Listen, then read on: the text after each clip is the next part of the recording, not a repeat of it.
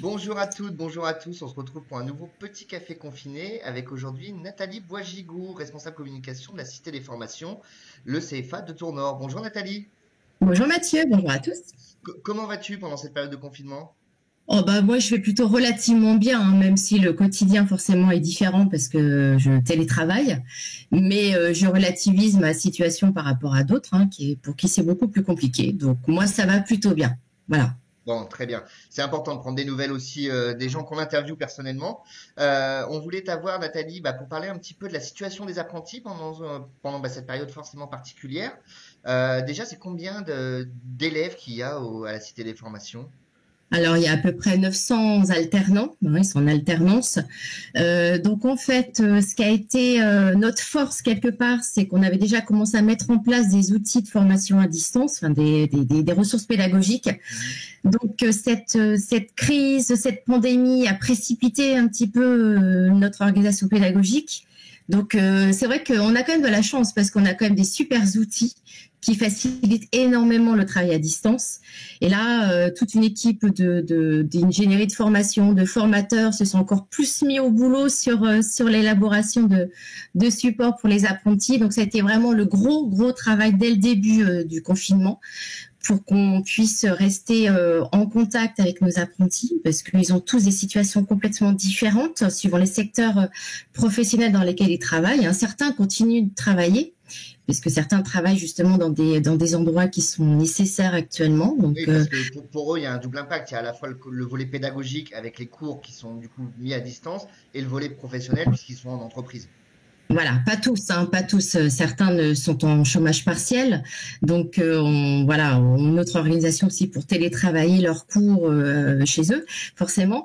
Et d'autres travaillent, en effet, sont très sollicités par leurs employeurs. Je pense notamment à tout ce qui est magasin de première nécessité, la grande distribution. Certains aussi travaillent dans la cuisine, dans les EHPAD. Voilà, donc ils ont tous des situations un peu différentes.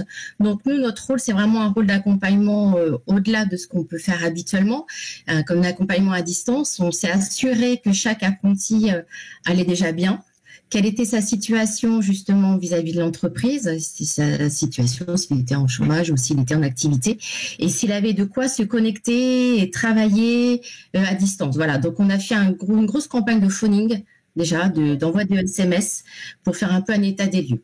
Voilà, donc tout est lancé, ça fonctionne plutôt bien. On a une super équipe de formateurs qui sont vraiment au taquet sur la production de ressources, parce qu'il s'agit vraiment aussi de varier les types de ressources. Hein. Il ne s'agit pas de mettre un PDF en ligne, c'est pas ça l'intérêt. Donc il y a tout un travail d'ingénierie à développer aussi pour eux. Et puis il y a aussi du lien quotidien qui est fait. Il y a des visios, on travaille sur Google Suite, donc il y a des Google Meet avec les groupes d'apprentis, avec leurs formateurs. Nous, entre nous, différentes équipes, on fait des visios très régulièrement. Voilà, donc ça modifie l'organisation du travail, mais on a des outils qui facilitent cette nouvelle organisation. Il y a une inquiétude au niveau des apprentis, justement. Eux, je suppose qu'ils ont des questions qui vous font remonter régulièrement.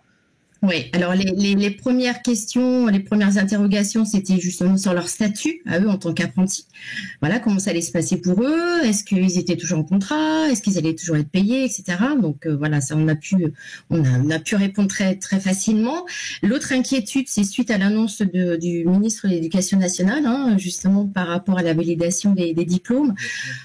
Nous, ils passent des examens plutôt d'ordre professionnel, des diplômes, voilà, où il y a de la pratique professionnelle à l'examen. Donc, on n'a pas encore toutes les réponses à leur apporter, savoir si le contrôle en cours de formation va suffire à valider leur diplôme, je sais pas, en cuisine ou en carrosserie, peu importe.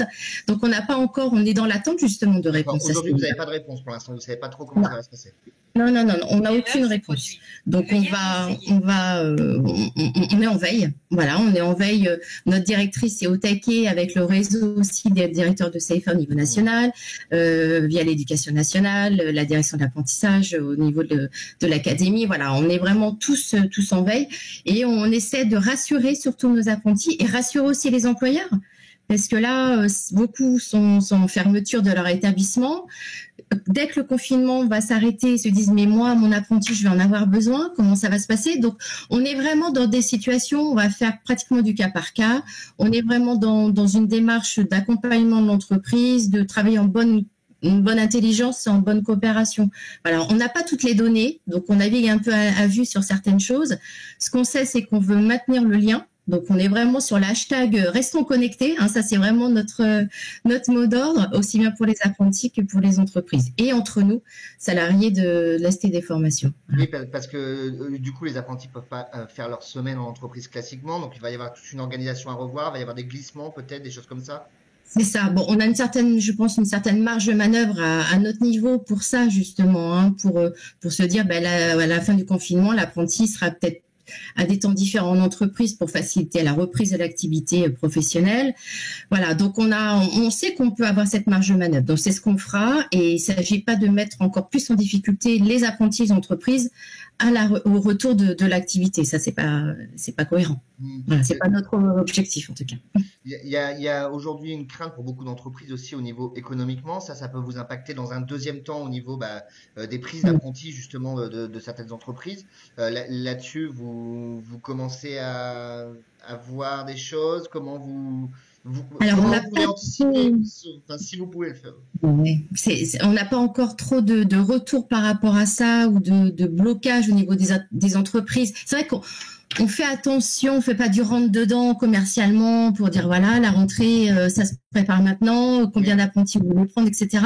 On est plutôt dans une démarche coopérative et puis bienveillante. Si les entreprises peuvent, elles continueront à travailler avec nous et prendre des apprentis. Donc, on est plutôt dans une démarche de conseil.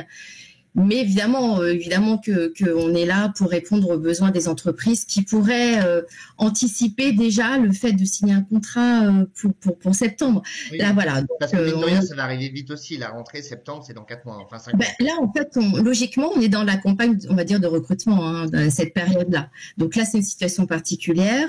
On est là pour les entreprises, on leur explique malgré tout comment on fonctionne, comment ça se déroule pour intégrer une formation s'ils veulent prendre un apprenti, voilà, tout ce qu'on peut mettre à disposition comme service, mais on adapte notre démarche différemment par rapport au contexte. Très bien. Eh ben, merci pour ce point et ces précisions, Nathalie. On n'hésite pas, on se tient au courant.